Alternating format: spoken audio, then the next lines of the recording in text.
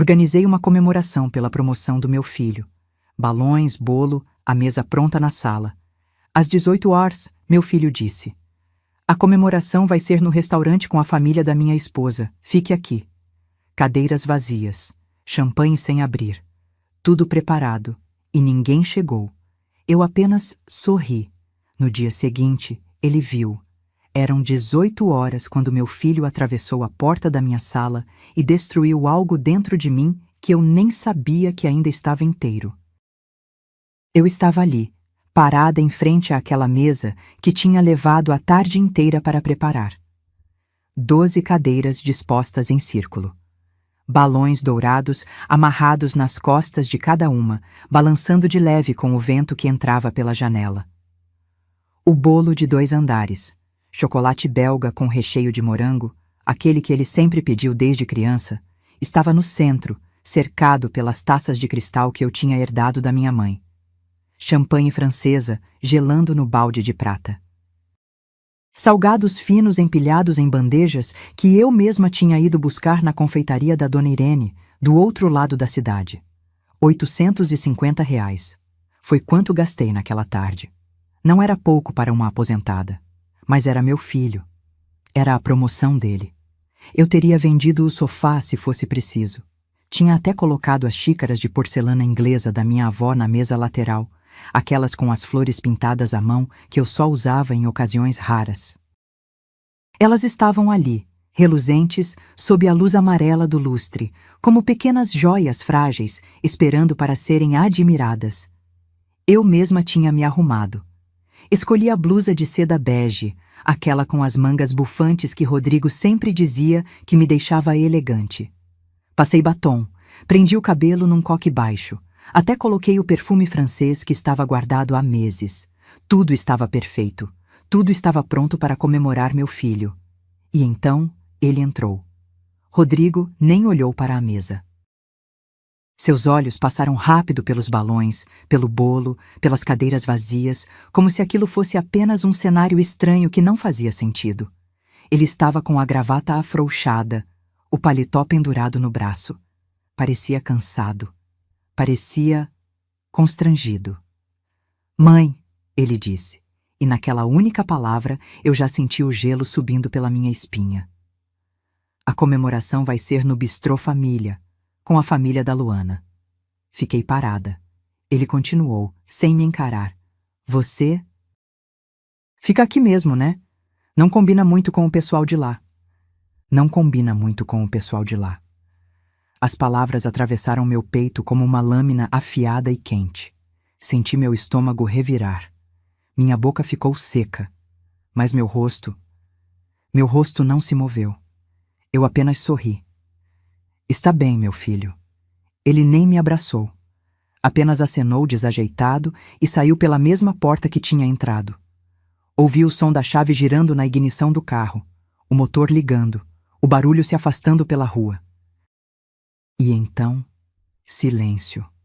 Olhei para as 12 cadeiras vazias, para o bolo intocado, para as taças que ninguém iria segurar, para os R$ 850 que acabaram de virar pó. Sentei-me devagar na única cadeira que ficava de frente para a mesa. Cruzei as mãos no colo. Senti uma única lágrima escorrer pelo meu rosto. Apenas uma, quente e grossa, e a sequei com a ponta dos dedos. Depois, eu sorri de novo, porque naquele momento, algo dentro de mim não quebrou. Algo dentro de mim acordou. E sussurrei, bem baixinho, para aquela sala vazia. "Agora você foi longe demais, Rodrigo." Se você quer saber o que aconteceu no dia seguinte e como meu filho finalmente entendeu o peso das escolhas dele, inscreva-se no canal, porque esta história está apenas começando. Eu não nasci para ser invisível. Deixa eu te contar quem eu era antes de me tornar apenas a mãe do Rodrigo. Antes de virar aquela mulher que as pessoas olham com pena nos elevadores, antes de aceitar migalhas de afeto como se fossem banquetes. Meu nome é Heloísa, tenho 67 anos e durante 42 deles fui professora de matemática no Colégio Estadual Professor Anísio Teixeira, ali na Tijuca. Não era um trabalho glamouroso. não tinha salário de executiva. Mas eu entrava naquela sala de aula todo dia às 7 da manhã com a certeza de que estava construindo alguma coisa. Equações, fórmulas, teoremas. Eu ensinava números, mas no fundo estava ensinando raciocínio, lógica. A ideia de que toda ação tem uma consequência calculável. Irônico, não é? Passei décadas ensinando causa e efeito, mas quando meu próprio filho começou a me tratar como descartável, eu simplesmente engoli. Mas estou indo rápido demais. Deixa eu voltar. Conheci Osvaldo quando eu tinha 23 anos. Ele era contador, daqueles metódicos, organizados, que guardava recibos de tudo. A gente se casou num sábado chuvoso de março, na igreja de São Sebastião. E a festa foi na casa da minha mãe. Sanduíches naturais, suco de goiaba, bolo simples, nada ostentoso. A gente nunca teve dinheiro sobrando, mas tinha dignidade. Sempre tivemos. Osvaldo morreu de infarto fulminante há 12 anos. Foi na padaria, comprando pão francês para o café da manhã. O dono me ligou. Quando cheguei, ele já estava no chão, coberto com um lençol branco que alguém trouxe de dentro. Tinha 58 anos. Rodrigo tinha 19 na época. Estava no 2º ano de administração. Lembro que ele chorou no meu ombro durante o velório inteiro, agarrado em mim, como se eu fosse a única coisa sólida que restava no mundo dele. E talvez eu fosse. Depois que Osvaldo se foi, ficamos só nós dois, eu e meu filho contra o mundo. Vendi o carro velho que meu marido tinha, um Corsa prata, ano 2003, e usei o dinheiro para pagar a faculdade de Rodrigo. Ele sempre foi esforçado, tirava notas boas, era respeitoso, levantava quando eu entrava na sala, me ligava toda noite quando saía com os amigos, só para eu saber que estava bem. Eu olhava para ele e via o melhor de mim e do Osvaldo. Via um homem decente se formando. Quando ele se formou, conseguiu um emprego numa distribuidora de materiais de construção. Gerente comercial. Salário de R$ 9.500. Não era fortuna, mas era estável. Ele alugou um apartamento pequeno em Copacabana, mas passava os domingos aqui comigo. A gente assistia filme, comia macarrão à bolonhesa que eu fazia do jeito que ele gostava, com bastante manjericão e um fio de azeite por cima. Naquela época, eu ainda morava no apartamento de 2 quartos que herdei da minha mãe. É aqui em Ipanema, num prédio antigo de 1962, com aquelas janelas altas de madeira e piso de taco que range quando você anda descalça. O apartamento vale R$ 1.200.000, segundo a última avaliação que fiz. Não porque eu quisesse vender, mas porque achei prudente saber. Era meu único patrimônio. Além disso, eu tinha minhas economias de aposentadoria, modestas, mas suficientes para viver com tranquilidade. E tinha minha coleção. As xícaras de porcelana inglesa eram da minha avó materna, Dona Eulália. Ela trouxe da Inglaterra nos anos 40, quando meu avô trabalhou lá por 2 anos. São 14 xícaras ao todo, cada uma pintada à mão com flores diferentes. Rosas, violetas, lírios. Delicadas, frágeis, com aquele brilho translúcido que só porcelana de verdade tem. Quando eu era criança, minha avó me deixava segurá-las com muito cuidado. Heloísa, ela dizia, estas xícaras sobreviveram a uma guerra, a um oceano e a 50 anos de família. Elas valem mais do que dinheiro. Elas valem memória. Eu guardava cada uma embrulhada em papel de seda, dentro de uma caixa de veludo verde, no armário da sala. Só usava em ocasiões especiais. E aquela festa vazia? Era uma ocasião especial, ou pelo menos deveria ter sido. Rodrigo sabia o valor sentimental daquelas xícaras. Ele sabia que eu as tratava como relíquias. Mas naquela noite, quando ele me disse para ficar em casa, aquelas xícaras ficaram ali, na mesa, esperando por convidados que nunca chegariam, como eu. Sabe o que dói mais? Não é nem a humilhação. É perceber que você virou alguém descartável para a única pessoa no mundo que você amou incondicionalmente. Porque até aquele dia eu ainda acreditava que Rodrigo me via, que eu importava. Mas quando ele saiu pela porta sem olhar para trás, sem pedir desculpas, sem sequer parecer incomodado por me deixar sozinha em frente àquela mesa de festa que eu preparei, eu entendi. Eu não era mais prioridade. Talvez nunca tivesse sido desde que ele colocou uma aliança no dedo. E sabe qual foi o pior de tudo? Naquela noite, depois que ele saiu, eu não chorei, não gritei, não quebrei nada. Eu apenas tirei o batom com um lenço de papel, guardei as xícaras de volta na caixa de veludo, cobri o bolo com papel filme e apaguei as luzes. E então, sentada sozinha na escuridão da minha sala, com o cheiro doce do bolo ainda no ar, eu tomei uma decisão. Nunca mais eu seria invisível. Nunca mais. E tudo mudou há 2 anos. Foi num domingo de agosto. Rodrigo me ligou empolgado, com aquela voz de menino que eu não ouvia há tempos. Mãe, preciso te apresentar alguém. Ela é especial. Você vai adorar. Luana. Ela entrou no meu apartamento usando salto agulha vermelho, aqueles que fazem barulho seco no piso de taco. Cabelo liso escorrido, cor de mel com luzes loiras, unhas feitas em formato de amêndoa, esmaltadas de nude, bolsa de couro legítimo pendurada no antebraço, perfume caro, algo cítrico e amadeirado que tomou conta da sala antes mesmo dela abrir a boca. 28 anos. Influencer digital. 40 mil seguidores no Instagram, segundo Rodrigo me contou com orgulho, como se aquilo fosse um diploma. Dona Heloísa, ela disse, abrindo os braços para me abraçar. O abraço foi rápido, performático, daqueles que não aquecem. Que apartamento charmoso, tem uma energia tão retrô. Adoro, retrô. A palavra saiu da boca dela coberta de mel, mas eu senti o veneno embaixo. Sentamos para o almoço. Eu tinha feito frango assado com farofa, arroz com açafrão, salada de rúcula com tomate cereja. Nada sofisticado, mas bem feito. Comida de casa, comida de mãe. Luana comeu 3 garfadas. Está uma delícia, sogra, ela disse, empurrando o prato discretamente para o lado. Mas eu evito carboidratos à noite. Na verdade, evito o dia inteiro. Ela riu. Rodrigo riu junto. Eu sorri e fingi que não tinha passado a manhã inteira na cozinha. Durante o almoço, ela fez perguntas. Muitas perguntas. Rodrigo me contou que a senhora é aposentada, né? E vive só da aposentadoria mesmo ou tem alguma outra renda? Achei estranha a intimidade, mas respondi educada. Tenho minha aposentadoria de professora, sim, e um apartamento que herdei da minha mãe. Os olhos dela brilharam. Foi sutil, mas eu vi. Ah, que bênção! Herança é tudo, né? Meus pais sempre falam isso. Patrimônio é o que fica para os filhos. Ela olhou ao redor da sala, avaliando.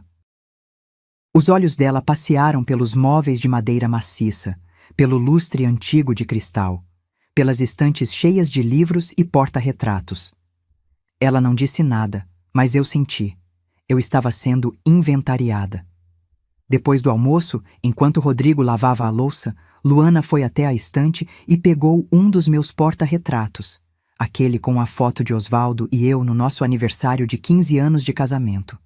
Ele era bonito, ela disse, quase como quem fala sozinha. Pena que tenha ido tão cedo. Pausa. Mas pelo menos deixou vocês bem, né? Com esse apartamento em Ipanema. Ela não terminou a frase. Não precisava. Coloquei o porta-retrato de volta no lugar, devagar. Ele deixou amor, eu disse, olhando nos olhos dela. E caráter. O resto eu construí sozinha. Ela sorriu. Daqueles sorrisos que não alcançam os olhos. 6 meses depois, eles casaram.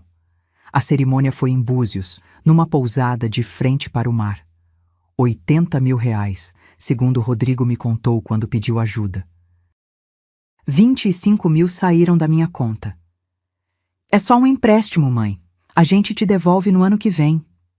Nunca devolveram. No casamento, eu estava sentada na 3ª fileira. Não na primeira, onde deveriam ficar os pais dos noivos. Luana tinha colocado os pais dela e os padrinhos na frente. Eu fiquei atrás, entre tios distantes e amigos que mal conhecia. Quando Rodrigo passou pelo corredor de braço dado com ela, ele olhou para mim. Por um segundo, só vi algo no olhar dele. Culpa? Dúvida? Não sei, mas passou rápido. Depois da festa, eles foram para Cancún. Lua de mel de 10 dias. Postaram 37 fotos no Instagram. Eu não estava em nenhuma. Quando voltaram, as coisas começaram a mudar de verdade. Rodrigo cancelou o primeiro almoço de domingo. Luana está cansada da viagem, mãe. Semana que vem a gente vai, prometo. Não foram. Cancelou o segundo também. A gente vai na casa dos pais dela hoje, mas semana que vem, sem falta. Não foram. No terceiro domingo, eu liguei. Luana atendeu. Oi, sogra. Rodrigo está no chuveiro. Posso passar o recado? Só queria saber se vocês vêm almoçar. Silêncio breve. Olha, a gente está tentando criar nossa rotina de casal, sabe? Domingo é nosso dia. Mas qualquer coisa, a gente te liga e combina, tá? Ela desligou antes de eu responder.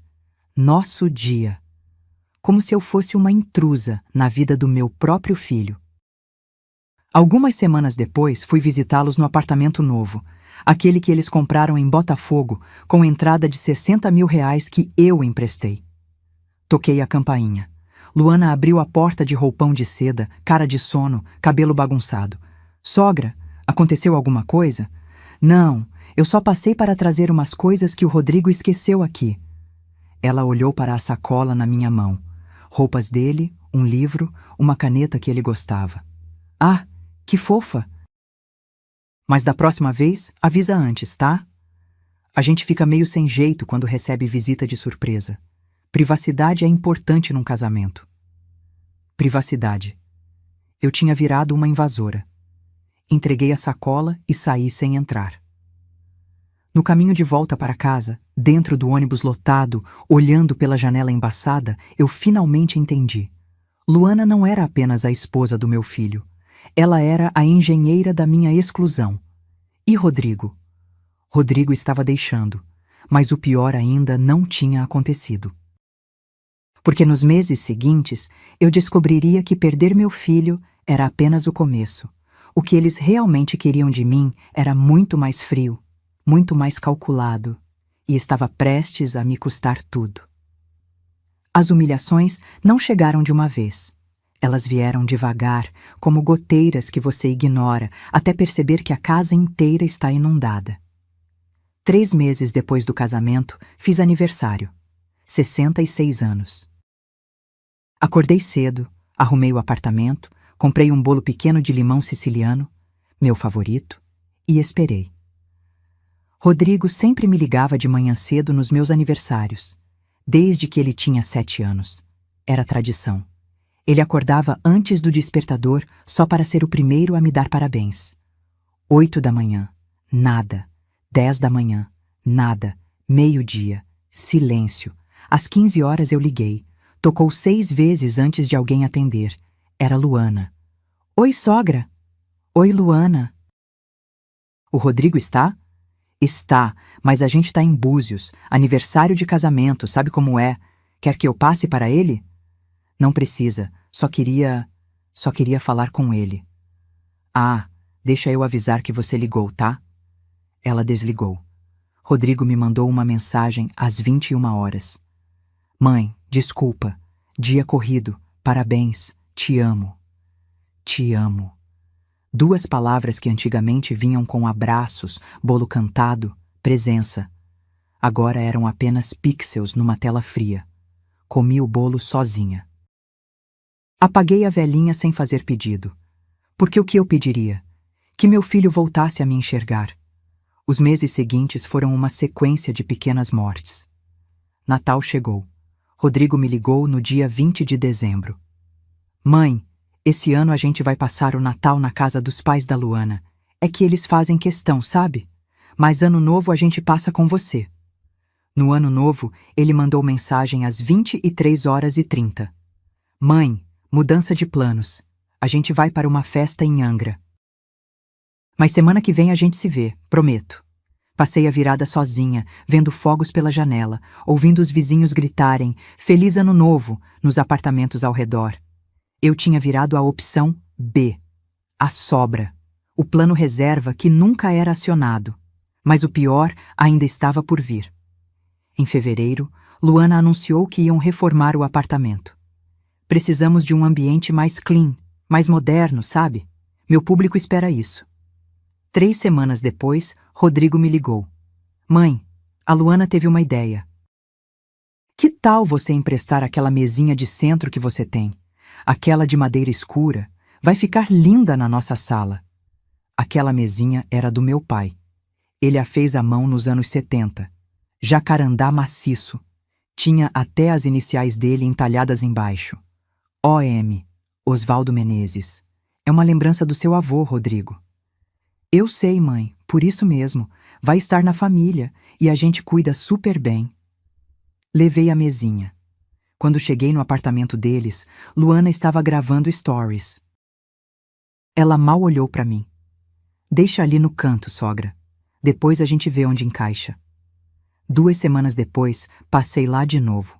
A mesinha não estava mais na sala. Ah, aquilo, Luana disse sem tirar os olhos do celular.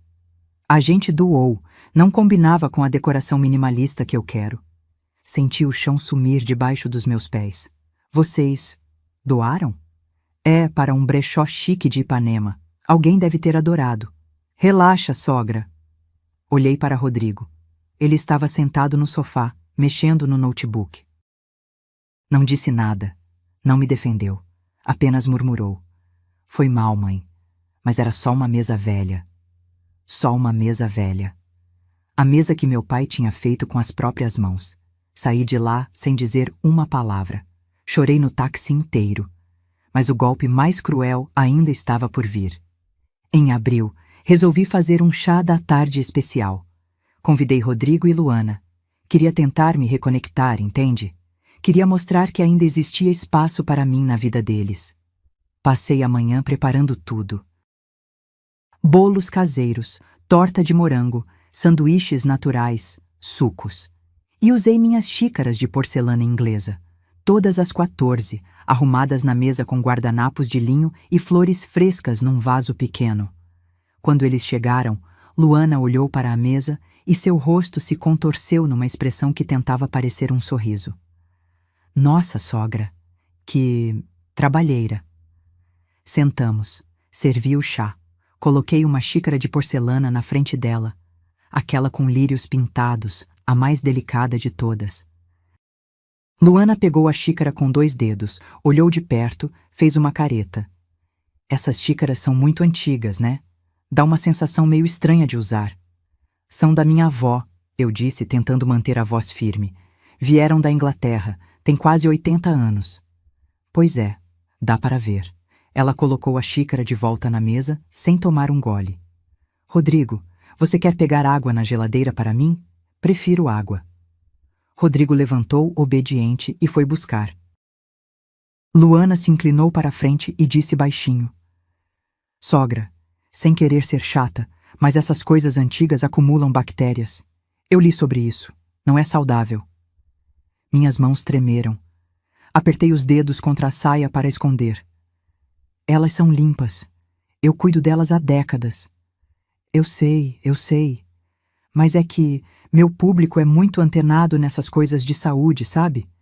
E eu não posso arriscar. Quando Rodrigo voltou, Luana levantou. Amor, a gente precisa ir. Tenho reunião com uma marca às 5. Eram 3:30 da tarde. Eles saíram. Deixaram os pratos cheios. Deixaram o chá intocado. Fiquei ali, sozinha, olhando para aquelas xícaras de porcelana que tinham sobrevivido a uma guerra, a um oceano, a gerações inteiras da minha família. E agora não eram boas o suficiente para a nora do meu filho. Lavei cada xícara com cuidado. Sequei uma por uma, embrulhei em papel de seda. Guardei de volta na caixa de veludo verde. E então peguei um caderno velho, aquele de capa dura que eu usava para anotar receitas, e comecei a escrever. 25 mil reais, casamento. 60 mil reais, entrada do apartamento. 15 mil reais, Cursos da Luana. R$ 8.000. Carro, ajuda com parcelas. R$ 7.000. Móveis. R$ 115.000 em 18 meses. Anotei cada centavo, cada transferência bancária, cada promessa de "depois eu te pago, mãe". Fechei o caderno e, pela primeira vez em meses, sorri. Porque eu finalmente entendi. Eu não era mãe para eles, eu era banco. E todo banco, uma hora, cobra a dívida. O primeiro pedido veio em junho, 3 meses após o chá da tarde desastroso. Rodrigo apareceu sozinho num sábado à tarde. Sem avisar, como nos velhos tempos. Por um segundo, meu coração se encheu de esperança. Será que ele tinha percebido? Será que ia pedir desculpas? Ele sentou no sofá, inquieto. Mexia as mãos. Olhava para os lados. Finalmente falou. "Mãe, surgiu uma oportunidade incrível no trabalho." Meu estômago apertou. "Um colega está montando uma sociedade numa empresa de importação de materiais. É certeiro, mãe. Em 6 meses eu multiplico o investimento. Mas preciso entrar com R$ 40.000. R$ 40.000. Senti o ar faltar. "Rodrigo, isso é muito dinheiro. Eu não tenho..." "Mãe, você tem aquele dinheiro da venda da casa da vovó em Petrópolis. Eu sei que tem." Era verdade. Tinha vendido o pequeno imóvel que minha mãe tinha deixado no interior. R$ 120.000. Eu estava guardando para emergências, para a velhice, para não depender de ninguém. "Filho, esse dinheiro é para o meu futuro. Se eu ficar doente, se precisar de..." "Mãe, é exatamente para isso que eu estou fazendo. Para garantir nosso futuro. O seu também." Ele pegou na minha mão. Aquelas mãos que eu segurei quando ele era bebê. "Eu vou te devolver em 6 meses, com juros. Você vai ver." Olhei nos olhos do meu filho e vi a promessa sincera de um homem que acreditava no que dizia. Transferi os R$ 40.000 na segunda-feira seguinte. Ele me abraçou forte, beijou minha testa. "Você é a melhor mãe do mundo. Eu vou te fazer orgulhosa." 6 meses se passaram. Ele nunca mais tocou no assunto. Quando completou 1 ano, eu mencionei, casualmente, durante uma ligação rápida. "Filho, como está aquele investimento?" Silêncio do outro lado. "Ah, mãe, deu uns problemas." O sócio desistiu. A gente perdeu o dinheiro. Perdeu? Foi. Essas coisas acontecem. Mas relaxa, eu vou te devolver de outro jeito. Ele desligou apressado. Disse que tinha reunião. Nunca mais falamos sobre aqueles R$ 40.000. 3 meses depois, em outubro, foi Luana quem me ligou. "Sogra, preciso muito da sua ajuda." Estranhei. Luana nunca me ligava. Sempre era Rodrigo. Consegui uma vaga num curso super exclusivo de marketing digital com o maior expert do Brasil. "É R$ 15.000, mas vai alavancar completamente minha carreira." "Rodrigo disse que você poderia emprestar." Rodrigo disse: "Luana, eu já emprestei bastante dinheiro para vocês." "Eu sei, sogra. E a gente é eternamente grato. Mas pensa, quando o meu Instagram crescer, a gente vai ganhar muito mais. E aí a gente te devolve tudo de uma vez. É investimento, não é gasto." Eu sabia que era errado. Cada célula do meu corpo gritava: "Não dê." Mas era meu filho. Era a família dele. Era o futuro deles. Transferi os R$ 15.000. Luana fez o curso. Postou fotos em stories. Ganhou 2.000 seguidores novos. Nunca me devolveu 1 centavo. Os pedidos continuaram. "Mãe, o carro quebrou. Preciso de R$ 8.000 para consertar." "Mãe, a gente precisa trocar os móveis da sala. Só 7.000. A Luana precisa de um cenário bonito para as fotos." "Mãe, você pode ajudar com 3.000? É para pagar o dentista da Luana."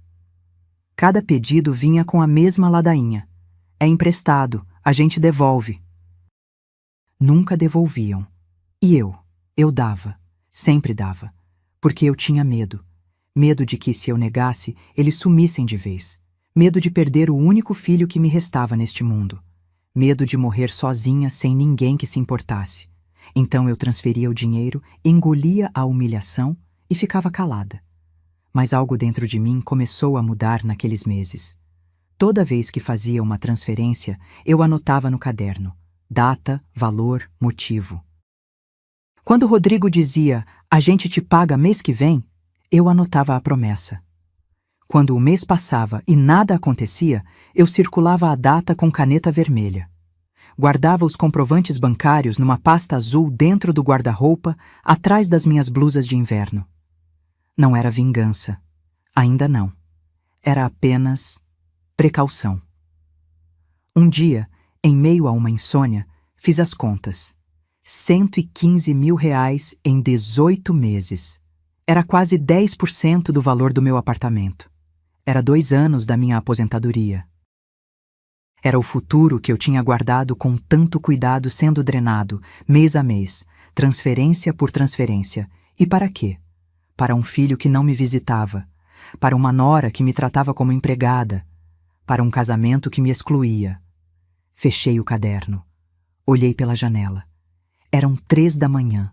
A rua estava vazia, silenciosa, iluminada apenas pelos postes amarelados. E então, uma coisa estranha aconteceu. Eu não chorei. Não senti autopiedade. Senti raiva. Uma raiva fria, calculada, do tamanho de 115 mil reais. E pela primeira vez comecei a pensar não em como recuperar meu filho, mas em como recuperar minha dignidade. Porque dinheiro, eu descobriria depois, era apenas a ponta do iceberg. O que eles realmente queriam de mim era muito maior. E estava prestes a ser revelado da forma mais cruel possível. A conversa que mudou tudo aconteceu numa terça-feira de março. Eu estava regando as violetas na varanda quando o telefone tocou. Era Luana. Estranhei porque ela nunca me ligava sem motivo. Sempre era pelo WhatsApp, sempre mensagens curtas, sempre emoji de coração no final para disfarçar a frieza. Sogra, que bom te pegar. Olha, eu e Rodrigo estávamos conversando ontem à noite e tivemos uma ideia. Meu estômago se contraiu. Ideias de Luana nunca eram boas para mim. A gente estava pensando... Você já pensou em morar num lugar menor? Mais prático, sabe? Esse apartamento é grande demais para uma pessoa só.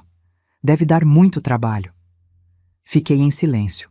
O regador ainda na mão, a água pingando nas folhas. Tipo assim, ela continuou, animada demais.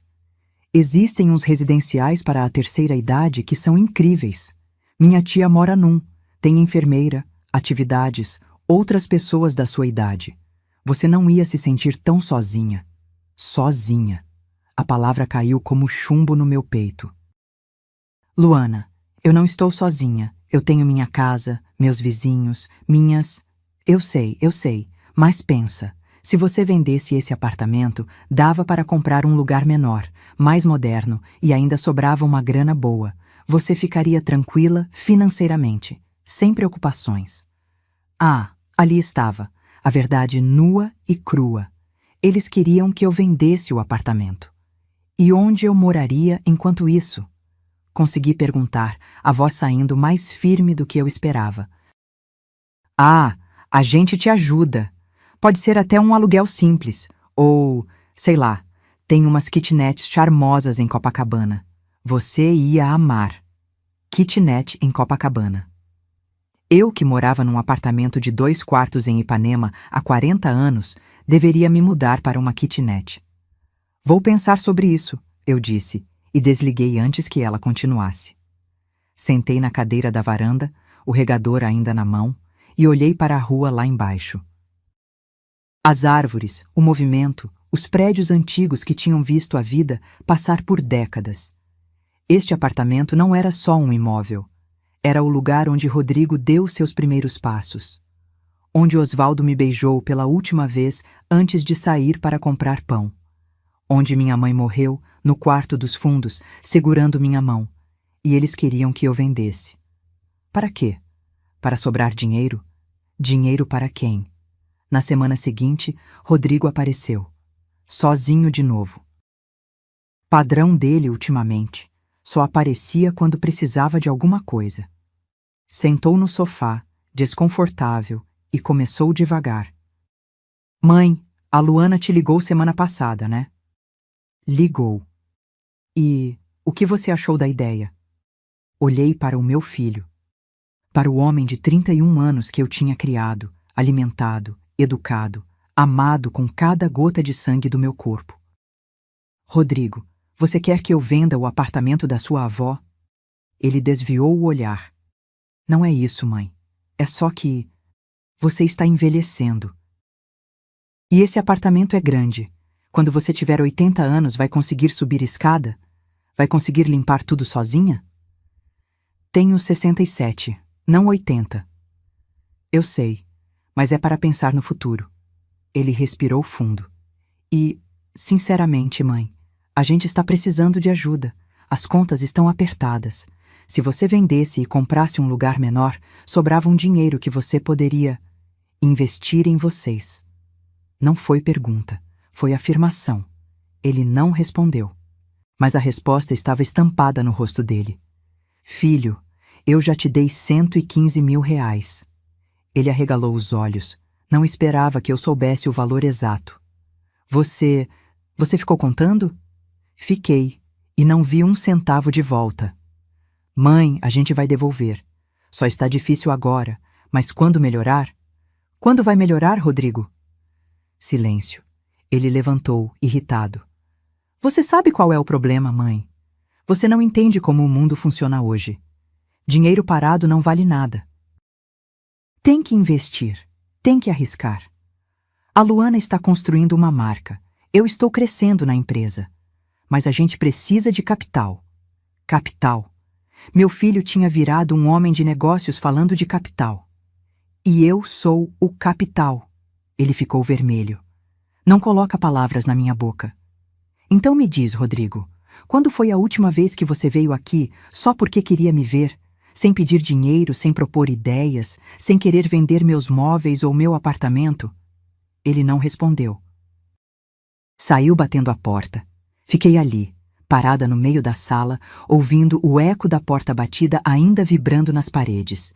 E naquele momento, algo dentro de mim virou pó. Não era mais dor, era clareza. Clareza fria e cortante como vidro quebrado. Eles não me amavam, eles me toleravam. E me toleravam apenas enquanto eu fosse útil. Naquela noite, liguei para Marta, minha amiga desde os tempos de magistério. Advogada aposentada, viúva como eu, mas com um espírito que nunca se curvava. Marta, preciso da sua ajuda. Profissional. Ela entendeu pelo tom da minha voz. Amanhã, 9 horas, meu escritório. E traz todos os documentos que você tiver. Desliguei. Peguei a pasta azul do guarda-roupa. Abri o caderno com as anotações.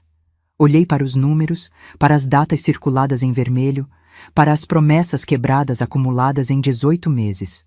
Coloquei tudo numa bolsa. E pela primeira vez em 2 anos, dormi profundamente. Não era sono de paz. Era sono de quem tinha tomado uma decisão. A vítima tinha acabado de morrer. E no lugar dela, estava nascendo algo que Rodrigo e Luana nunca esperaram encontrar.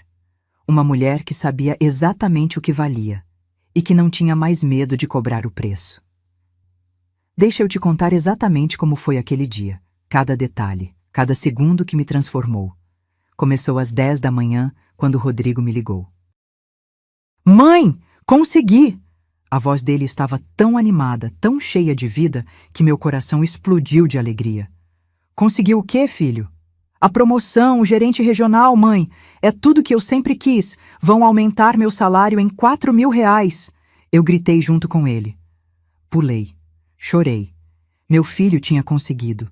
Meu filho estava crescendo. E por um momento, esqueci todos os meses de humilhação, todo o dinheiro emprestado, todas as portas fechadas na minha cara. Porque mãe é assim. Uma migalha de felicidade apaga oceanos de dor.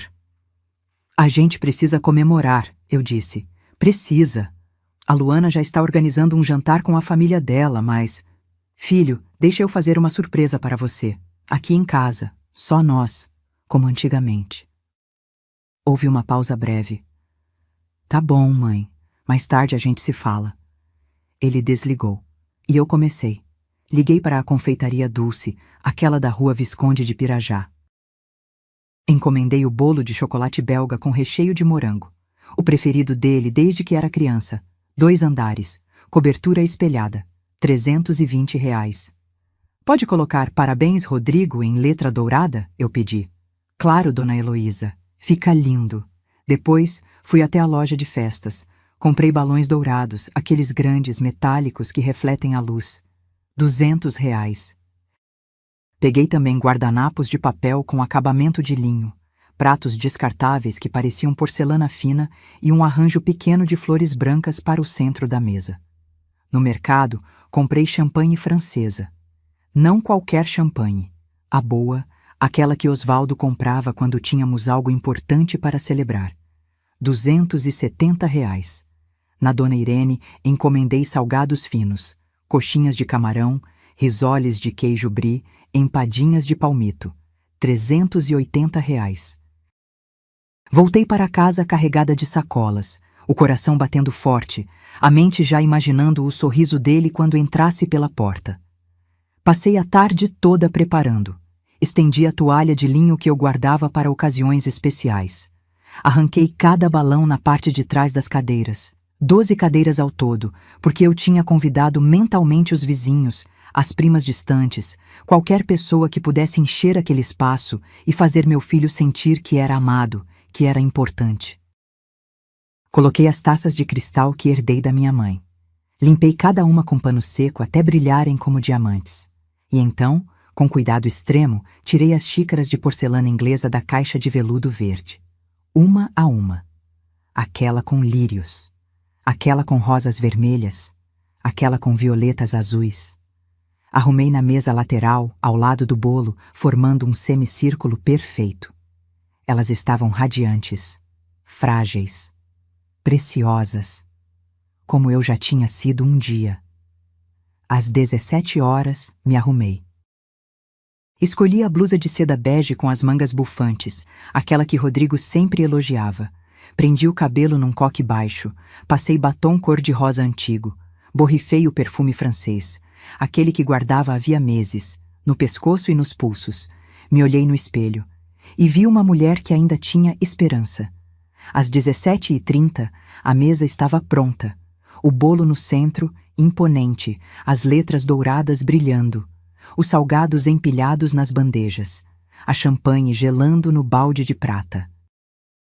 As flores brancas exalando um perfume suave, os balões dourados balançando de leve com a brisa que entrava pela janela. Tudo perfeito, tudo preparado com amor. Às 18 horas, ouvi a chave na porta. Meu coração disparou. Rodrigo entrou, e o mundo desmoronou em câmera lenta. Ele olhou para a mesa, para os balões, para o bolo com o nome dele escrito em dourado, para as cadeiras arrumadas, para as taças brilhando, para as xícaras de porcelana da bisavó dele dispostas como joias. E o rosto dele se fechou. Não era surpresa feliz, era constrangimento, era incômodo, era quase raiva. Mãe, o que é isso? É sua festa, filho, para comemorar a promoção. Ele passou a mão pelo rosto, irritado. Eu te disse que a Luana estava organizando. A gente vai jantar no Bistrô Família com a família dela. Mas eu preparei tudo. Eu gastei o dia inteiro. Mãe, eu não pedi para você fazer isso. As palavras me acertaram como socos. Rodrigo, é seu filho.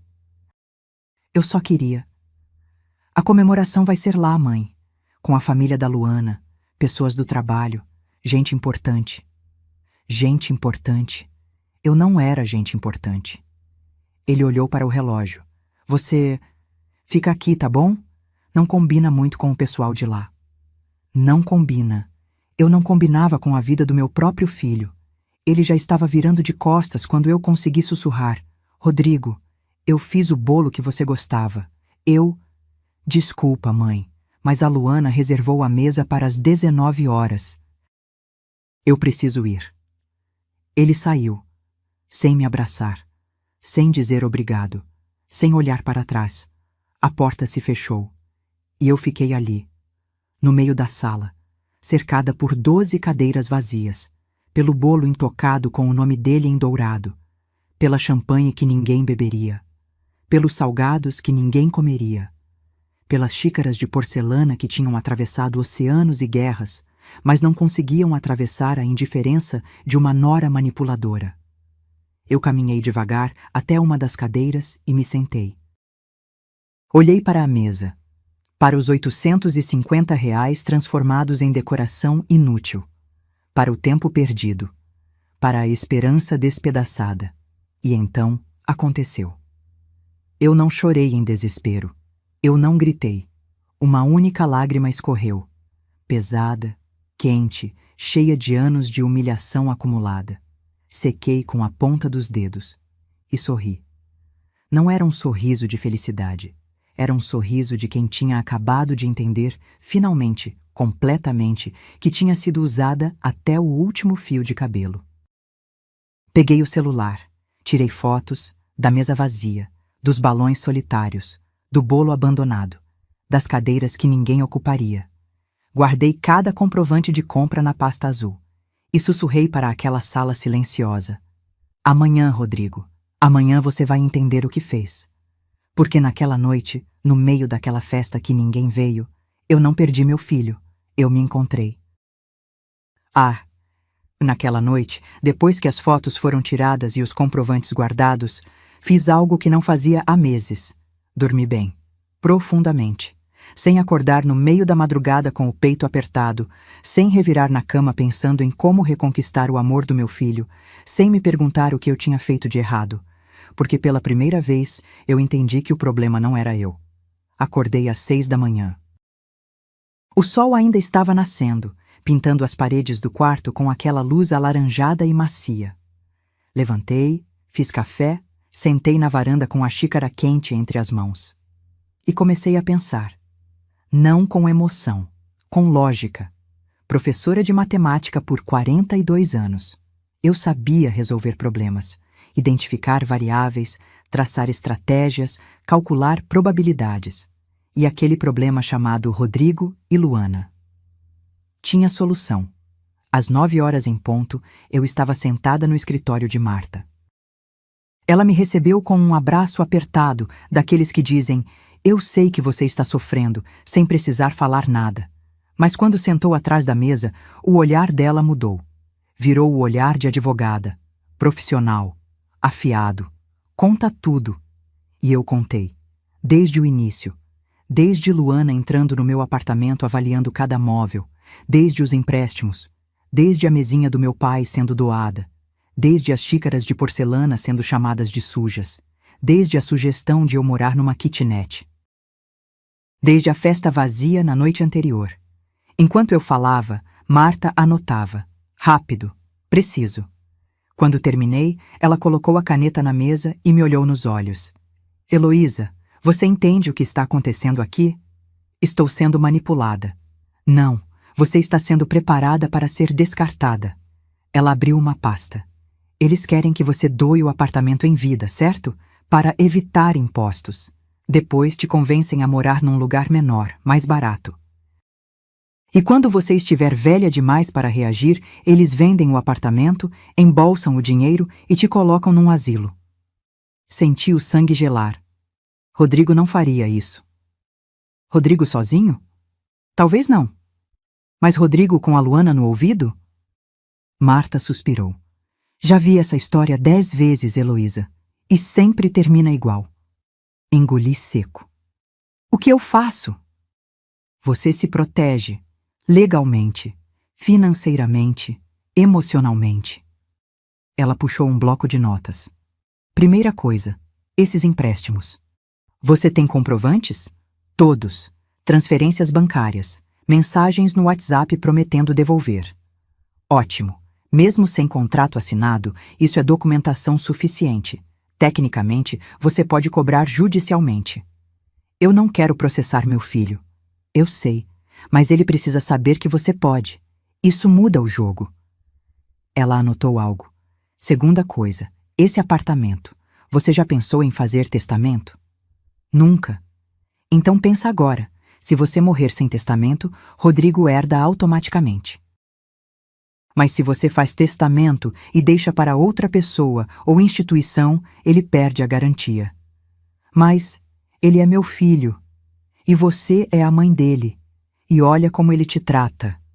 O silêncio pesou entre nós. Marta continuou, mais suave. Não estou dizendo para deserdar ele de verdade. Estou dizendo para usar isso como ferramenta, para mostrar que você não é refém, que você tem escolhas. Fiquei olhando para as minhas mãos, as veias saltadas, a pele marcada pelas décadas. Mãos que trabalharam, que cozinharam, que limparam, que criaram, mãos que mereciam respeito. O que mais eu posso fazer? Marta sorriu, daquele jeito que advogadas experientes sorriem quando estão montando uma estratégia. Você vai juntar provas, discretamente. Vai descobrir a situação real do Rodrigo no trabalho. Vai transferir parte do seu dinheiro para uma conta que eles não saibam que existe. E então, quando tiver tudo documentado, você chama eles para uma reunião. Reunião? Uma reunião familiar, onde você coloca as cartas na mesa. Literalmente. Saí do escritório de Marta com uma pasta cheia de orientações, nomes de contadores, modelos de testamento, dicas de como documentar abuso financeiro de familiares. Mas mais do que isso, saí com um plano. Naquela mesma tarde, abri uma conta em outro banco, transferi 70% da minha poupança. 240 mil reais que Rodrigo e Luana achavam que eu ainda tinha guardado no banco de sempre. Agora estava em lugar seguro. Depois, liguei para Cláudio. Ele tinha sido colega de Rodrigo na distribuidora por anos, pai de uma ex-aluna minha. Bom homem. Marquei um café. Conversa casual, falei sobre receitas, sobre o tempo, sobre a vizinhança. E então, como quem não quer nada. Cláudio, como anda o Rodrigo no trabalho? Ele me contou da promoção. Deve estar nas nuvens. O rosto dele mudou. Promoção? Heloísa, o Rodrigo não foi promovido. Ele foi advertido semana passada. Risco de demissão. Meu coração parou. Como assim? Performance ruim. Metas não batidas. O chefe deu um ultimato. Melhora em 3 meses ou vai ter que sair. Senti o chão sumir. A promoção era mentira. A festa que ninguém veio era a celebração de uma mentira. E aquele jantar no bistrô família? Perguntei, a voz tremendo. Ah, isso. O sogro dele, aquele dono de academia, ofereceu emprego para ele. Tipo, supervisor de limpeza, salário menor. Foi tipo uma humilhação disfarçada de ajuda. Paguei o café. Agradeci. Saí. No táxi, voltando para casa, as peças se encaixaram. Rodrigo estava desesperado financeiramente, com risco de perder o emprego, refém do sogro, enterrado em dívidas que eu paguei. E ao invés de me contar a verdade, ao invés de pedir ajuda de verdade, ele inventou uma promoção falsa. Me deixou sozinha numa festa vazia. Mentiu na minha cara, porque ele não me via como mãe, me via como ATM. Quando cheguei em casa, liguei o notebook. Aquele que Rodrigo dizia que eu não sabia usar. Pesquisei. Direitos sucessórios, doação em vida pode ser anulada, empréstimos familiares sem contrato. Li durante horas, aprendi, planejei. E naquela noite, quando Rodrigo me mandou uma mensagem, desculpa ontem, mãe, foi correria. Eu respondi com calma. Tudo bem, filho. Aliás, preciso conversar com você sobre o apartamento e umas papeladas. Podemos nos ver sábado? A resposta veio em 2 segundos. Claro, que horas? Sorri para a tela do celular, porque agora eu sabia. Eles não vinham me ver por amor, vinham por interesse. E sábado eu ia mostrar exatamente o que acontece quando você confunde uma mãe com uma idiota. Os 3 dias que antecederam o sábado foram os mais produtivos da minha vida. Eu me tornei uma detetive. Na quarta-feira, voltei a falar com Cláudio, desta vez mais direta. Cláudio, preciso saber exatamente qual é a situação do Rodrigo. Você pode me contar? Ele hesitou. Era discreto, profissional, mas eu era a mãe do colega dele. E ele viu no meu rosto que aquilo não era fofoca. Era necessidade. Heloísa, o Rodrigo está mal. Muito mal. As vendas dele caíram 40% nos últimos 6 meses. Ele chega atrasado. Sai cedo. Parece ausente. Por quê? A esposa. Ela liga direto no celular dele durante o expediente.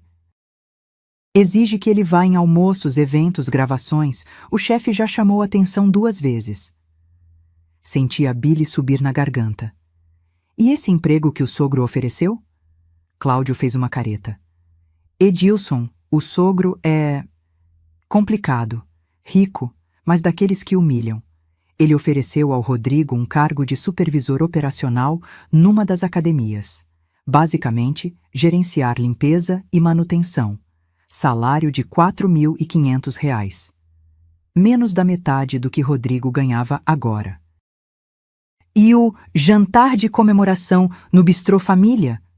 Foi o Edilson esfregando na cara do Rodrigo que agora ele depende dele. Chamou a família toda, anunciou o emprego como se fosse favor, fez questão de dizer: minha filha merece alguém que provê.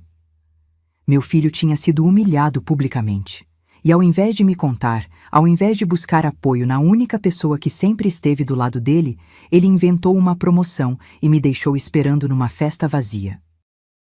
Saí dali com o coração partido, mas a mente afiada. Na quinta-feira, fui até a academia principal do Edilson. Fingi interesse em me matricular.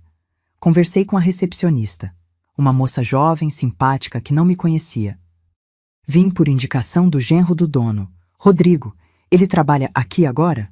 Ah, o Rodrigo. Ainda não. Ele começa só mês que vem. O senhor Edilson comentou que ele vem de outra área, mas vai se adaptar. Ela disse com aquele tom de pena que pessoas educadas usam quando querem dizer coitado. Agradeci e saí. Mês que vem. Rodrigo ainda estava no emprego atual. Ainda fingia que tinha sido promovido. Ainda mentia. Naquela tarde, sentei no computador e fiz algo que nunca imaginei fazer. Entrei no Instagram de Luana, rolei o feed, fotos em restaurantes caros, roupas de marca, viagens, tudo legendado com frases motivacionais sobre conquistas, merecimento, abundância. Nos comentários, pessoas elogiavam. Que casal lindo, relacionamento goals, vocês merecem tudo de melhor. Cliquei numa foto recente. Rodrigo e Luana num restaurante, taças de vinho na mão, sorrindo. A legenda, comemorando as bênçãos da vida com meu amor. Gratidão. Era da noite da suposta promoção, a noite que ele me deixou sozinha. Cliquei em seguindo para ver quem Luana seguia. Perfis de luxo, lojas caras, influencers ostentação. E então vi algo que fez meu sangue ferver. Um perfil privado. Planejamento, Luana, cliquei. Não conseguia ver as publicações, mas a bio dizia: organização pessoal, só eu vejo. Era uma conta secreta. Fiquei olhando para aquela tela por longos minutos, pensando, calculando. E então lembrei de algo. Ana Paula, a faxineira que limpava o apartamento de Rodrigo e Luana uma vez por semana. Ela tinha sido faxineira da Dona Irene, da confeitaria, e foi Dona Irene quem a indicou para Luana. Ana Paula tinha meu telefone, porque às vezes eu pedia para ela passar aqui também, quando sobrava tempo. Liguei. Ana Paula, preciso de um favor, delicado. Fala, Dona Heloísa.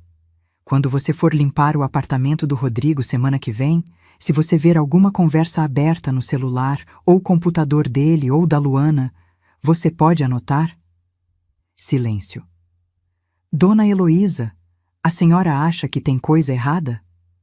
Tenho certeza. Então pode deixar. Eu ajudo. Essa Luana, ela me trata muito mal. Grita comigo, reclama de tudo. Não gosto dela. No sábado de manhã, Ana Paula me ligou. Dona Heloísa, achei uma coisa. Meu coração disparou. O quê? O computador dela estava aberto.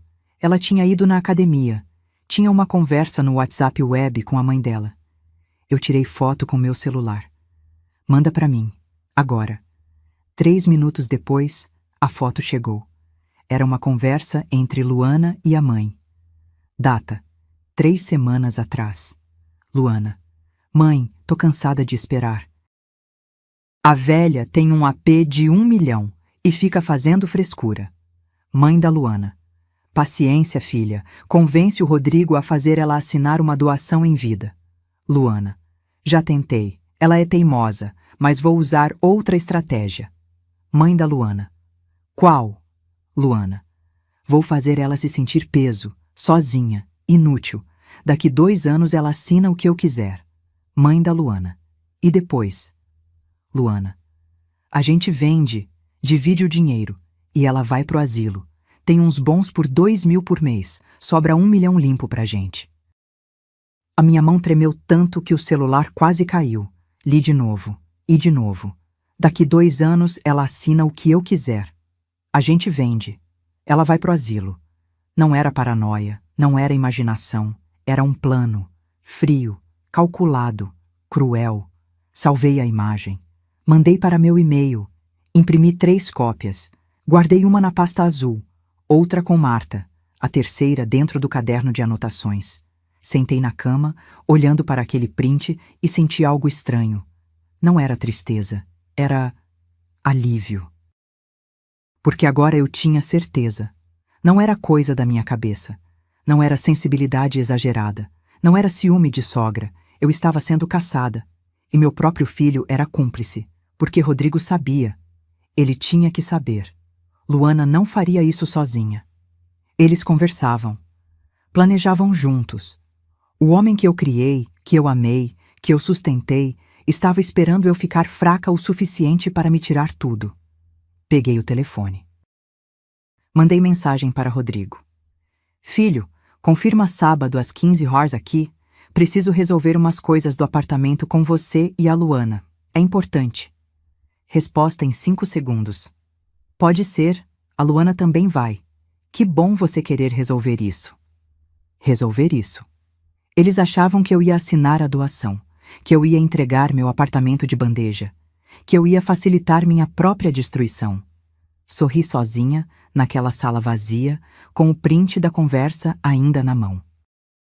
Vocês vão ter uma surpresa, meus queridos, sussurrei para o silêncio. Uma surpresa que vocês nunca vão esquecer.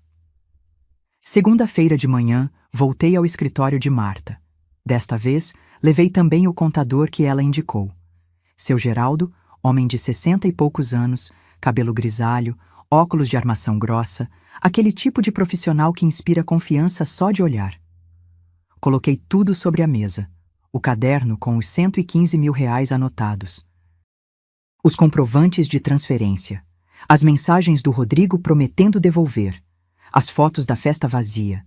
E a joia da coroa. O print da conversa entre Luana e a mãe dela. Marta leu em silêncio. Depois passou para seu Geraldo. Quando terminou, ele tirou os óculos, limpou as lentes devagar e disse: Dona Heloísa, isso aqui é abuso financeiro familiar. E essa conversa, isso é premeditação de fraude e apropriação indébita. Eu sei, respondi, a voz firme. E agora eu quero me proteger. Legalmente, totalmente. Marta abriu uma pasta. Então vamos fazer o seguinte. Passo 1, testamento. Você vai deixar o apartamento para uma instituição de caridade. Pode mudar depois, se quiser, mas agora precisa estar registrado. Qual instituição? Tem um Instituto de Apoio a Idosos Esquecidos. Eles cuidam de pessoas abandonadas pelas famílias. Ironia poética, não acha? Assenti. Seu Geraldo continuou. Passo 2. Seus investimentos e poupança. A gente transfere 70% para outra conta, em outro banco, que eles não saibam que existe. Os outros 30% ficam onde está para não levantar suspeita. Já transferi 240 mil na sexta, eu disse. Ele sorriu, impressionado. Você é esperta, dona Heloísa. Sou professora de matemática, sei calcular risco. Marta pegou um papel. Passo 3. Documentação da dívida. Mesmo sem contrato assinado, transferências bancárias são prova. A gente monta um documento formal cobrando 115 mil, com juros de 5% ao mês desde o primeiro empréstimo. Dá quanto, Geraldo? Ele fez contas rápidas na calculadora. Com os juros compostos, R$ 138.000. Engoli seco. Era quase o valor da entrada de um apartamento pequeno. E o quarto passo? Perguntei. Marta olhou nos meus olhos. A reunião. Você chama eles aqui. Não na sua casa. Aqui no escritório. Ambiente neutro, profissional. Coloca tudo na mesa. As provas, a dívida, o testamento e dá uma escolha. Que escolha? Ou eles pagam a dívida em prestações aceitáveis e reconstroem a relação com respeito, ou você corta relações e entra na justiça. Senti um aperto no peito. Marta, ele é meu filho. Eu sei, mas filho que trata a mãe assim não merece acesso irrestrito à vida dela. O silêncio pesou. Seu Geraldo colocou a mão sobre a minha, gentil. Dona Heloísa, isso não é vingança, é justiça. É você se protegendo de abuso. Não tenha vergonha disso. Respirei fundo. Então vamos fazer. Passamos a tarde inteira organizando. Marta redigiu o testamento. Eu assinei com 3 testemunhas presentes. O apartamento de R$ 1.200.000 agora estava legalmente destinado ao Instituto de Apoio a Idosos Esquecidos. Seu Geraldo preparou o documento de cobrança de dívida. Detalhado. Frio. Preciso. Cada empréstimo listado com data, valor, comprovante anexado. Quando terminamos, já eram 18 horas. Quando você quer fazer a reunião? Marta perguntou. Sábado, 15 horas. Você vai avisar eles? Peguei o celular. Escrevi para Rodrigo. Filho, mudança de planos. Vamos nos reunir no escritório de uma advogada amiga minha. Ela vai ajudar com as papeladas do apartamento. Sábado, 15 horas. Endereço: Rua Barata Ribeiro, 582, sala 304. Confirma? 3 minutos depois. Confirmado, mãe. A Luana também vai. Finalmente vamos organizar isso. Organizar isso. Eles achavam que eu ia entregar tudo de bandeja. Mostrei a resposta para Marta. Ela riu. Um riso amargo. Eles realmente acham que você é boba. Achavam. Corrigi. Nos dias que antecederam o sábado, agi como sempre, normalmente, educada, disponível. Quando Rodrigo ligou na quarta perguntando se eu poderia emprestar R$ 3.000 para consertar o carro, eu disse: Filho, agora não posso. Estou organizando umas coisas. Mas sábado a gente conversa sobre tudo, tá? Ele pareceu satisfeito. Animado até. Tá certo, mãe. Sábado a gente resolve tudo. Resolver tudo. Para ele, significava me esvaziar. Para mim, significava recuperar minha dignidade. Na sexta à noite, arrumei a pasta azul. Coloquei dentro caderno com anotações dos empréstimos, todos os comprovantes bancários, print da conversa de Luana com a mãe, fotos da festa vazia, documento de cobrança de dívida preparado por seu Geraldo, cópia do testamento. Cada papel era uma arma. Cada comprovante, uma munição. Eu não ia gritar, não ia chorar, não ia implorar por amor. Ia apenas colocar a matemática na mesa. E matemática não mente. Naquela noite, antes de dormir, fui até o armário da sala. Abri a caixa de veludo verde. Olhei para as xícaras de porcelana inglesa. Peguei aquela com lírios, a mais delicada, a que minha avó mais amava. Segurei contra a luz. O brilho translúcido, as pinturas à mão, os 80 anos de história. E sussurrei. Vovó, desculpa ter deixado eles me tratarem assim por tanto tempo, mas amanhã eu vou honrar você. Vou honrar nossa família. Vou mostrar que mulheres como a gente não são descartáveis. Coloquei a xícara de volta com cuidado, fechei a caixa, apaguei a luz e dormi, sem medo. Sem dúvida, sem arrependimento.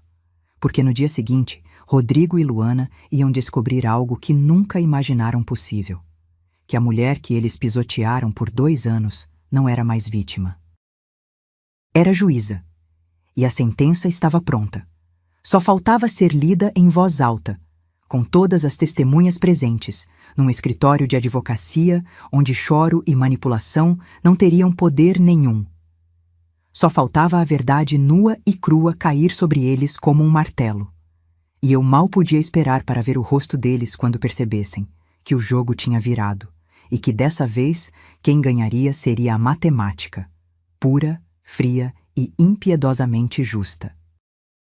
Mas ia sábado, 14h45.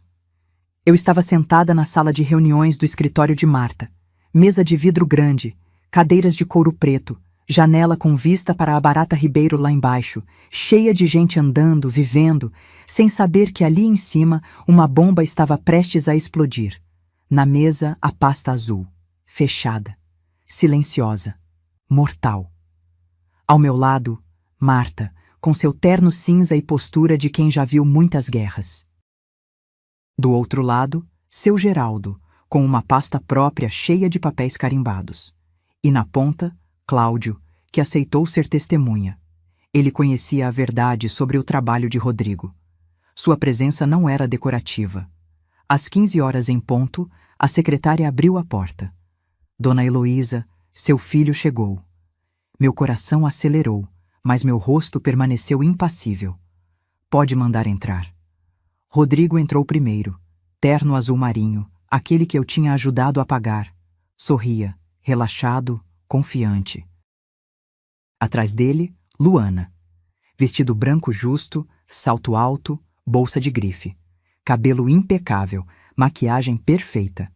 Ela entrou como quem entra numa festa, não numa reunião. Mas quando viram as outras 3 pessoas na sala, os sorrisos congelaram. Mãe, quem são essas pessoas? Rodrigo perguntou confuso. Senta, filho. Eles se entreolharam. Luana apertou a bolsa contra o corpo. Sentaram nas cadeiras vazias do outro lado da mesa. Marta se apresentou. Meu nome é Marta Siqueira, advogada. Este é Geraldo Ramos, contador. E Cláudio Ferreira, testemunha. Estamos aqui a pedido de Dona Heloísa. Rodrigo olhou para mim, perdido. Testemunha? Mãe, o que está acontecendo? Respirei fundo. Coloquei as mãos sobre a pasta azul e comecei. Rodrigo, você me disse que foi promovido, gerente regional.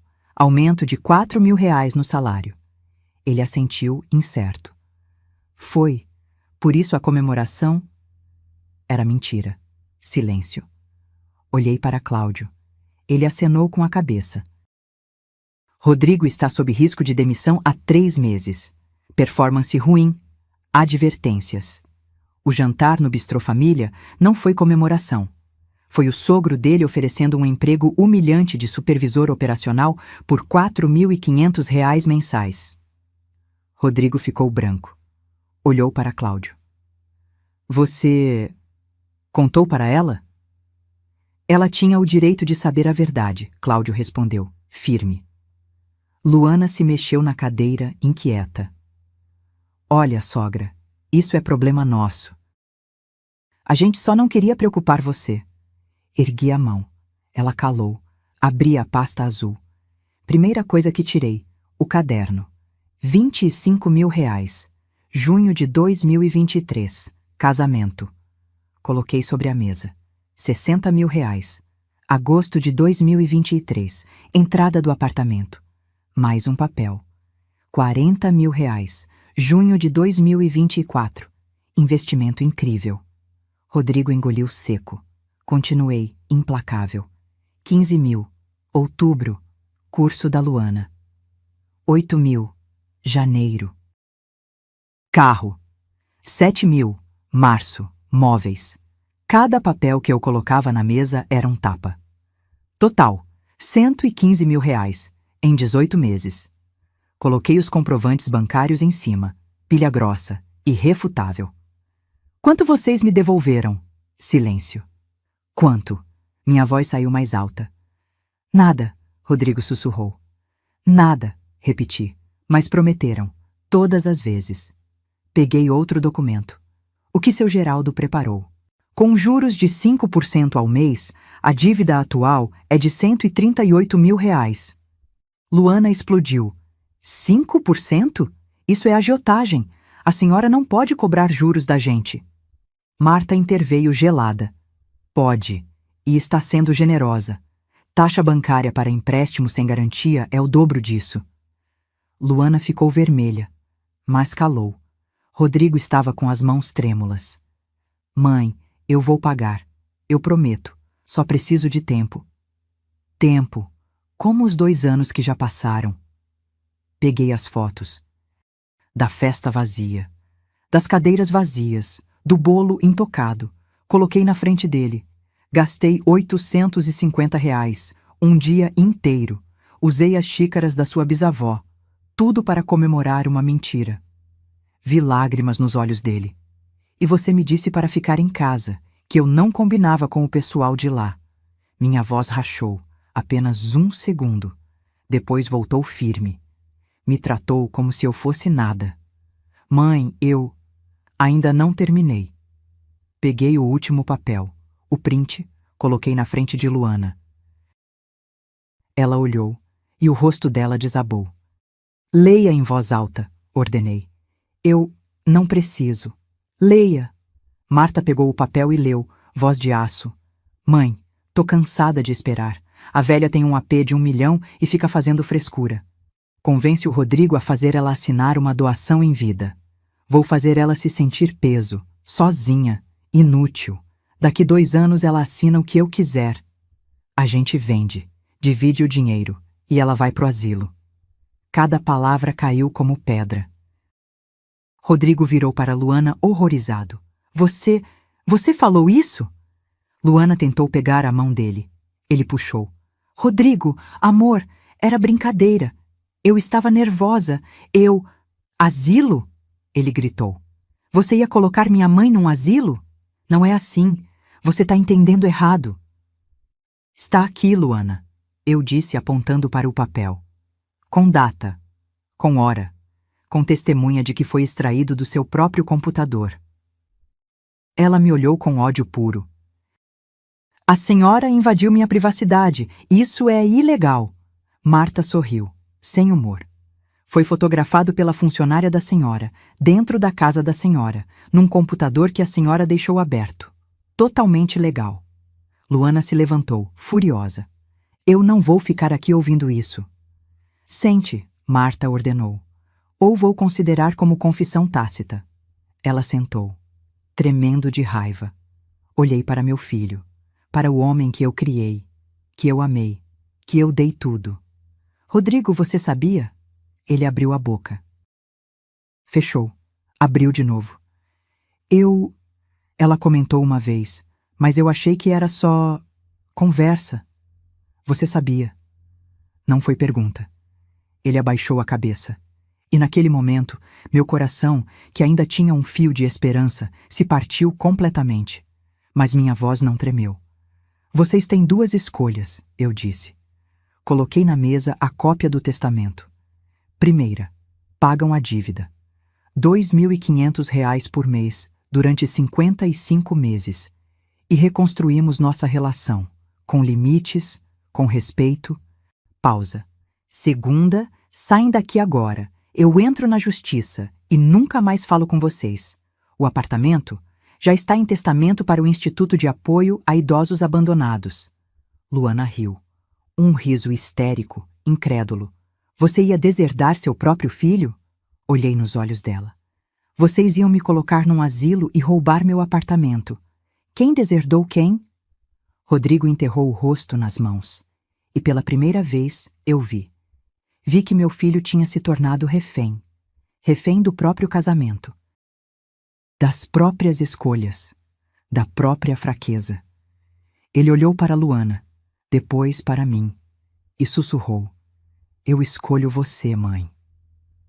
O silêncio que se seguiu àquelas palavras foi ensurdecedor. Eu escolho você, mãe. Luana virou para Rodrigo tão rápido que o cabelo dela chicoteou no ar. O quê? Eu escolho minha mãe.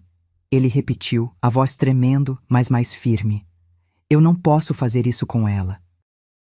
Rodrigo, você está louco. Você vai jogar tudo fora por causa da minha mãe? Ele a interrompeu. e pela primeira vez em 2 anos vi raiva no rosto do meu filho.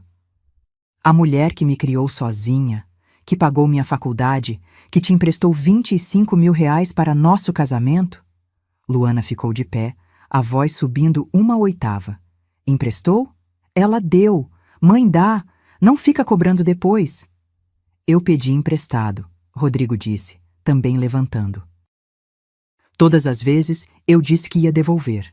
Mas ela é sua mãe. Ela tem obrigação de ajudar. Marta bateu a mão na mesa. Ela não tem obrigação nenhuma. Rodrigo é adulto, casado, com emprego próprio. Dona Heloísa não deve nada a vocês. Luana se virou para mim, e naquele momento a máscara caiu completamente. Os olhos dela, que sempre foram calculistas, agora estavam cheios de veneno puro. A senhora é patética. Uma velha carente que não aceita que o filho cresceu. Isso tudo é ciúme? A senhora não suporta ver ele feliz comigo. Eu não me mexi, não tremi.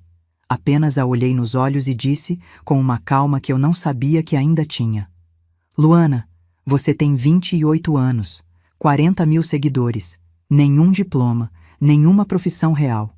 Vive de postar fotos e acha que eu sou a patética? Ela abriu a boca, fechou, o rosto ficando vermelho. Continuei.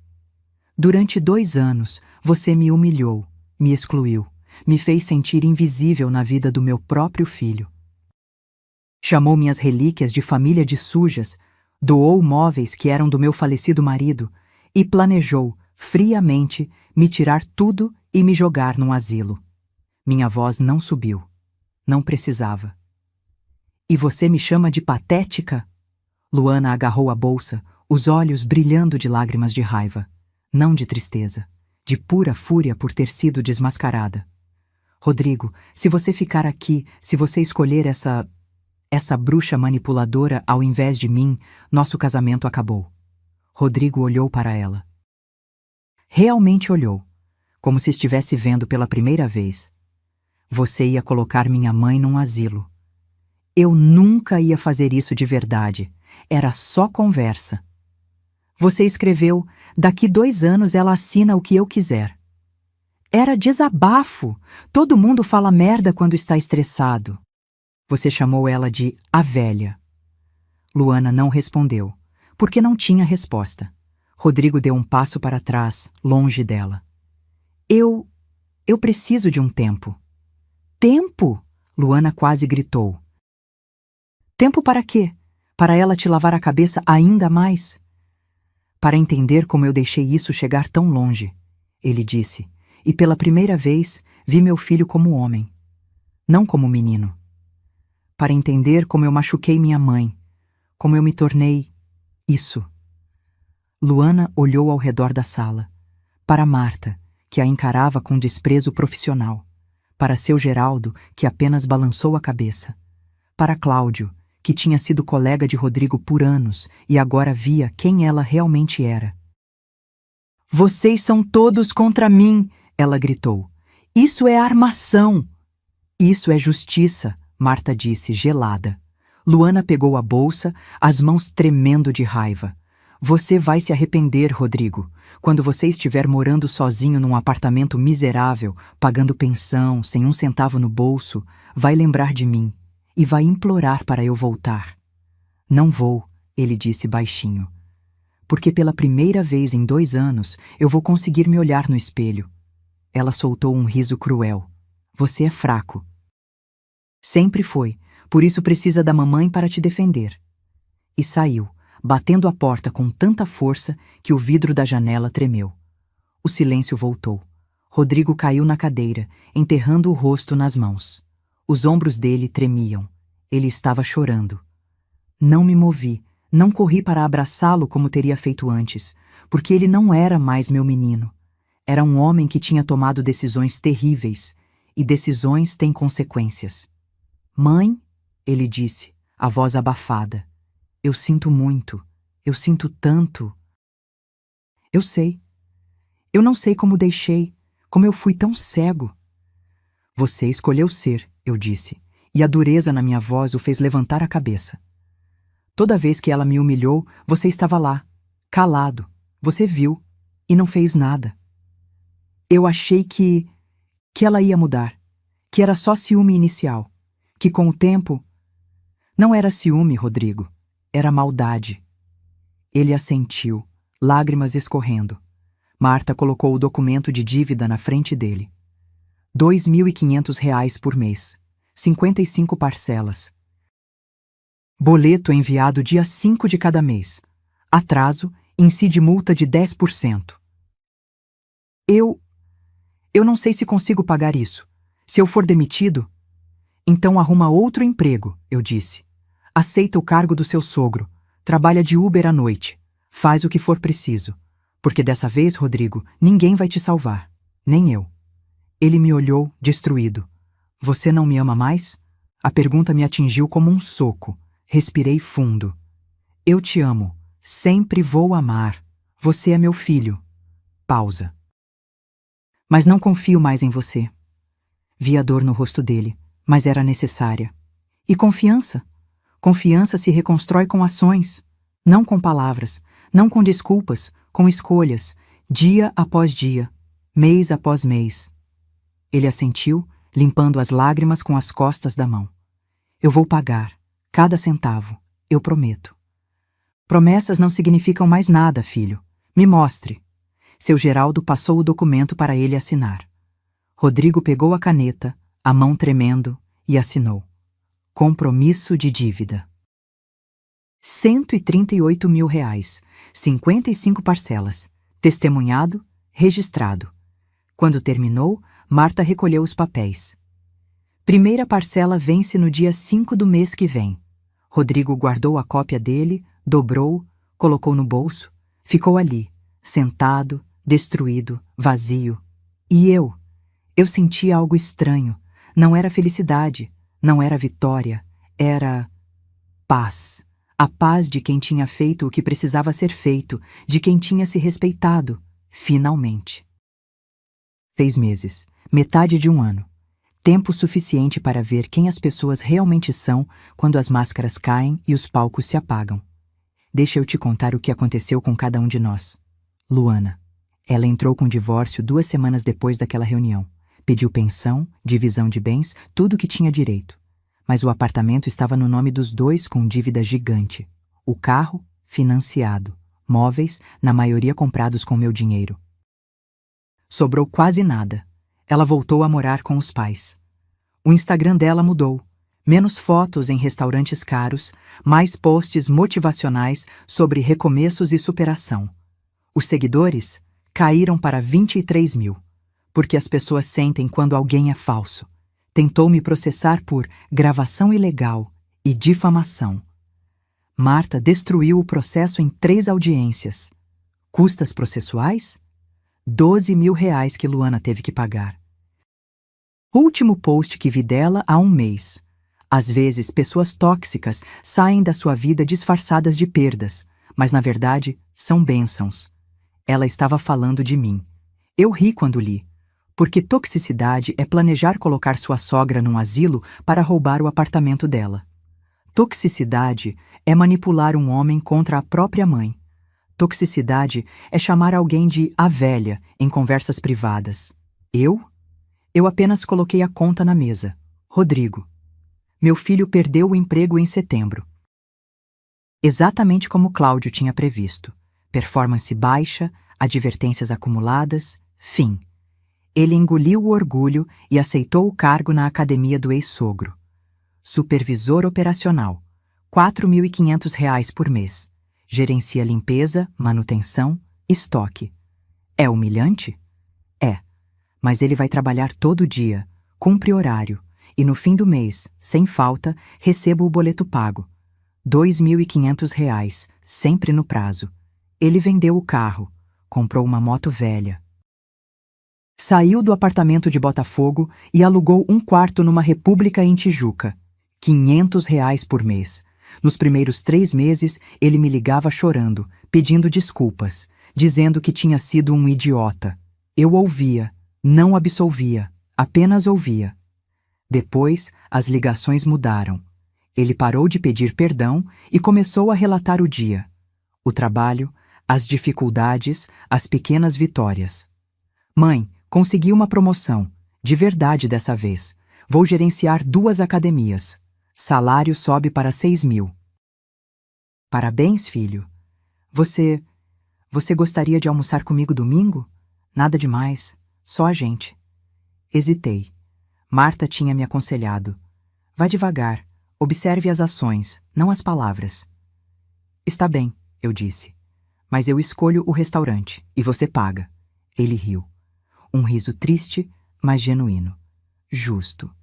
Almoçamos. Foi estranho, desconfortável, mas real. Ele não tentou minimizar o que fez. Não pediu para eu esquecer. Apenas conversamos, como 2 pessoas que estavam se conhecendo de novo. Depois daquele dia, passamos a almoçar uma vez por mês.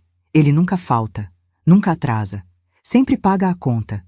São passos pequenos, mas são passos. Edilson, o ex-sogro. 6 semanas após o divórcio, a Receita Federal bateu na porta das academias dele. Auditoria completa. Alguém denunciou irregularidades fiscais. Esse alguém pode ou não ter sido Cláudio, que conhecia alguns contadores muito bem informados. Edilson está respondendo o processo. Pode perder as franquias. A filha dele, Luana, não fala mais com ele. Disse que ele arruinou a imagem dela. Karma tem um senso de humor interessante. E eu? Peguei parte do dinheiro que tinha guardado e fiz uma coisa que nunca tinha feito.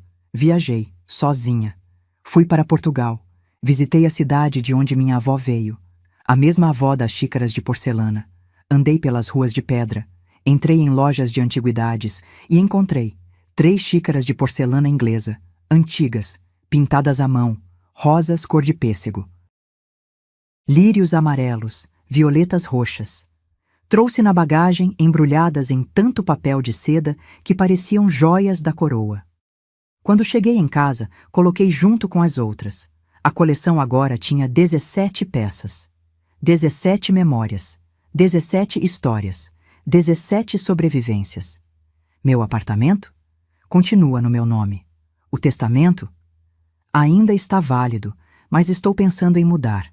Talvez deixe metade para o Instituto e metade para Rodrigo, se ele merecer, porque herança não é direito. É consequência de respeito. Minha poupança? Protegida, investida. Ninguém sabe quanto tenho, e assim vai ficar. Minha vida? Mais leve. Faço aulas de aquarela nas terças. Participo de um grupo de leitura nas quintas. Viajo quando tenho vontade. Compro o que quero sem pedir permissão ou sentir culpa. E sabe o mais estranho? Não me sinto sozinha, porque solidão não é ausência de gente, é ausência de respeito. E hoje, pela primeira vez em anos, eu tenho respeito. O respeito dos outros. Mas principalmente, o meu próprio. Rodrigo ainda está pagando a dívida. Faltam 43 parcelas. Mais de 3 anos pela frente. Mas sabe de uma coisa? Eu não cobro mais. Não ligo perguntando. O boleto chega, ele paga e pronto. Porque não é sobre o dinheiro. Nunca foi. É sobre ele entender que mãe não é banco. Que amor não é incondicional quando vira abuso. Que toda ação tem preço. E que dignidade? Dignidade não se negocia. No último almoço, ele me disse: Mãe, eu preciso de mais 10 anos para te agradecer direito, para mostrar que mudei de verdade. Eu segurei a mão dele, apertei de leve. Então me mostre, filho, eu tenho tempo. Porque perdão não é esquecer. Perdão é lembrar e ainda assim escolher seguir em frente. Mas com limites, com respeito, com dignidade. E se isso faz de mim uma bruxa manipuladora como Luana me chamou? Então que seja. Prefiro ser bruxa respeitada do que mãe pisoteada. E essa escolha me libertou. Hoje, enquanto escrevo isso, estou sentada na minha varanda. É domingo de manhã. O sol entra macio pela janela. Tenho uma xícara de chá na mão, aquela com lírios pintados, a preferida da minha avó. Olho para a rua lá embaixo. Pessoas passam, vivem. riem, choram, cada uma carregando suas próprias histórias de dor e recomeço. E penso naquela noite, a noite da festa vazia. 12 cadeiras vazias, um bolo intocado, balões dourados balançando sozinhos, R$ 850 transformados em humilhação. Naquela noite, eu poderia ter feito duas coisas. Poderia ter chorado, aceitado, engolido mais uma vez. Afinal, mãe aguenta tudo, mãe perdoa tudo, mãe é amor incondicional. Ou poderia ter feito o que fiz, levantar, me respeitar, dizer não. E não foi fácil, porque a gente cresce ouvindo que mãe boa se sacrifica, que mãe boa dá sem esperar nada, que questionar filho é egoísmo. Mas sabe o que eu aprendi? Sacrifício tem limite, e esse limite se chama dignidade. Hoje, quando olho para trás, eu não sinto ódio. Sinto clareza. Clareza de que eu merecia mais. Clareza de que amor que machuca não é amor, é dependência emocional disfarçada. Clareza de que perdoar não significa esquecer ou aceitar de novo. Rodrigo está mudando? Está. Devagar, aos tropeços, com recaídas. Mas está pagando. Não só a dívida em dinheiro, a dívida em respeito, em presença, em humildade. E eu estou aprendendo a ser mãe de um jeito novo. Não a mãe que resolve tudo, a mãe que salva sempre, a mãe que se anula, mas a mãe que diz, eu te amo, mas eu também me amo. E se você não me respeita, não tem lugar na minha vida. Porque amor sem respeito é prisão. E eu me libertei. Às vezes ainda dói. Quando vejo mães com filhos em restaurantes, rindo, abraçados, eu sinto uma pontada. Penso, podia ser assim. Mas aí lembro, não era assim, era falso.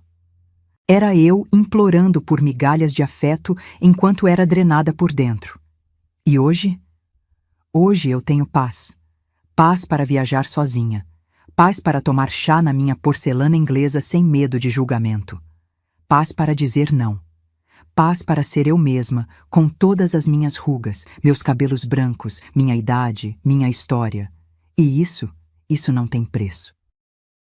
Se você está me ouvindo agora e está passando por algo parecido, filho que te usa, nora que te humilha, família que te trata como banco, escuta o que vou te dizer.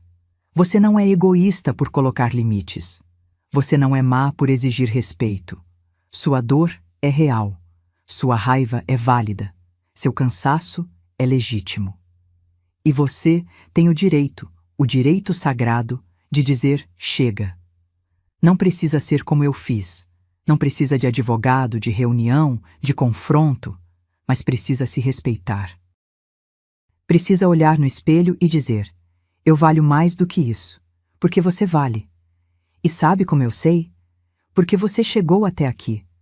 Ouviu minha história até o fim. Sentiu cada palavra. Se identificou com cada dor. Isso significa que você ainda tem esperança.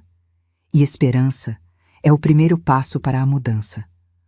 Hoje, olho para minhas xícaras de porcelana, 17 agora, e sorrio, porque elas sobreviveram a guerras, oceanos, décadas de história. E eu também sobrevivi à manipulação, à humilhação, à traição. E saí mais forte, não mais amarga, não mais quebrada, apenas inteira. Finalmente, completamente inteira. Se esta história tocou seu coração, se você se viu em algum momento dela, deixe um comentário contando de onde você está me assistindo.